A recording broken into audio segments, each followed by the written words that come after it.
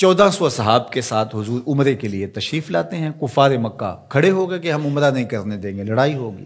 حضرت عثمان غنی رضی اللہ تعالیٰ عنہ کو بھیجا کہ ہم عمرہ کر کے واپس چلے جائیں گے، کوئی لڑائی کا ارادہ نہیں ہے. انہوں نے کہا یہ نہیں ہوگا. عثمان آپ آئے ہو تو طواف بیت اللہ کرنا چاہو تو کر سکتے ہو. کہا نہیں یہ تو نہیں ہو سکتا کہ حضور کے بغیر میں طواف کروں. خیر صلح حدیبیہ کا موقع آیا تو عروہ بن مسعود کی قیادت میں قریش مکہ نے مذاکرات کیے حضور علیہ السلام سے، تو ایک صلح نامہ طے پا گیا. اس کی شرائط میں سے ایک شرط یہ تھی کہ مکے سے اگر کوئی شخص بھاگ کر کے مدینہ المنورہ جائے تو اہل مدینہ اس کو پناہ نہیں دے سکیں گے. وہ ہمارا بگوڑا شخص ہوگا تو اس کو پناہ نہیں دے سکیں گے. اور اگر کوئی شخص مدینہ المنورہ سے مکہ واپس آنا چاہے تو اہل مکہ اس کو پناہ دینے کے مجاز ہوں گے. تو حضرت عمر رضی اللہ تعالی عنہ اس شرط پر بہت پریشان ہوئے اور حضرت ابو بکر صدیق رضی اللہ تعالی عنہ سے جا کے بات کی اور کہا کیا ہم حق پہ نہیں ہیں؟ کہا حق پہ ہیں. حضور اللہ کے سچے رسول نہیں ہیں؟ کہا حضور اللہ کے سچے رسول ہیں. تو کہا 1400 کی تعداد معقول ہے، پھر ہم دب کے صلح کیوں کریں؟ صلح کی شرائط برابر کی ہونی چاہیے. اگر کوئی ان کا بھاگ کر کے آ جائے ادھر سے تو وہ ہم پناہ دے سکیں، اور اگر ہمارا جائے تو وہ پناہ دے سکیں، یا پھر وہ بھی نہ دے ہم بھی نہ دیں. تو حضرت ابو بکر رضی اللہ تعالیٰ عنہ نے بغیر کسی تعامل کے ایک بات کہی کہ عمر کیا اس شرط کو حضور قبول کر رہے ہیں؟ تو کہا وہ قبول کر رہے ہیں. تو برجستہ دوسرا جملہ آیا، کہا عمر ہوا رسول اللہ صلی اللہ علیہ وسلم. عمر وہ اللہ کے رسول ہیں. جب وہ قبول کر رہے ہیں تو بات ختم. یہ تھا وہ تیقن. اس کو اس مفہوم میں بھی لے سکتے ہیں، عقل قربان کم بپیش مصطفیٰ. یہاں پہ سارے راستے بند ہو جاتے ہیں. یہ ہے وہ یقین. تو کہا ہوا رسول اللہ. یہ برجستہ جملہ ہے جو یقین کی بجلیاں بھر دیتا ہے روحوں کے اندر.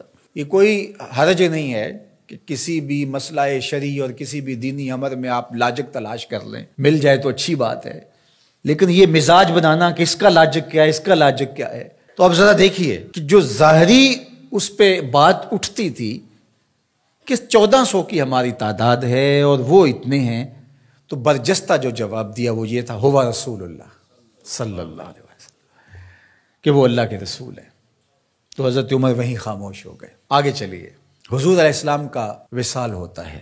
اس سے قبل لشکر اسامہ حضور روانہ کر چکے ہیں.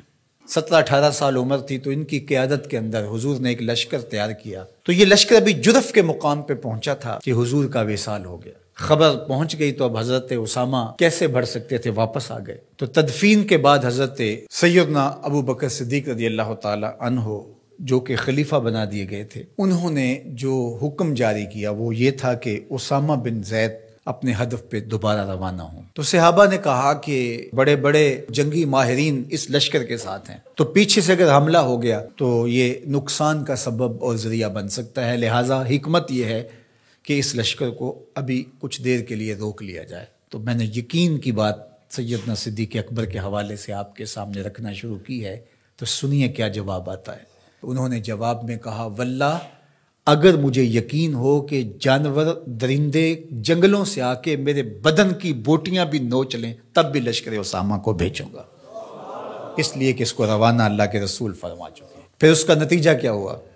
جو قبائل پر تول رہے تھے حضور کے وصال کی وجہ سے، جن کے کچھ حوصلے بڑے تھے، انہوں نے سوچا ان کا کتنا سسٹم مضبوط ہے کہ یہ ان حالات کے اندر بھی لشکر کو روانہ کرنے کی پوزیشن میں ہے. اور جدھر لشکر گیا انہیں یہ خبر پہلے پہنچ گئی کہ حضور علیہ السلام کا وصال ہو گیا، لیکن انہوں نے سوچا کہ ان حالات کے اندر بھی لشکر حملہ آور ہو رہا ہے ہمارے اوپر، تو اس کا مطلب ہے یہ کتنے مضبوط ہو گئے ہوئے ہیں. تو لشکر بھی کامیاب اور بامراد مظفر ہو کر کے واپس پلٹا، اور کسی کو مدینہ المنورہ کی طرف میلی آنکھ سے نظر اٹھا کے دیکھنے کی ہمت بھی نہ پڑی. یہ سیدنا صدیق اکبر رضی اللہ تعالی عنہ کے یقین کا، اعتماد کا، بھروسے کا، اور حضور علیہ الصلوۃ والسلام کی ذات پر ان کا جو اذعان و یقین تھا اس کا نتیجہ تھا. تو یقین کی کائنات کا اگر کسی نے شہنشاہ دیکھنا ہے تو وہ ابو بکر صدیق رضی اللہ تعالی عنہ کو دیکھے. ان کی پوری زندگی یقین کی دولتوں سے بھری پڑی ہے. صاحب صدق بھی ہیں، صاحب یقین بھی ہیں.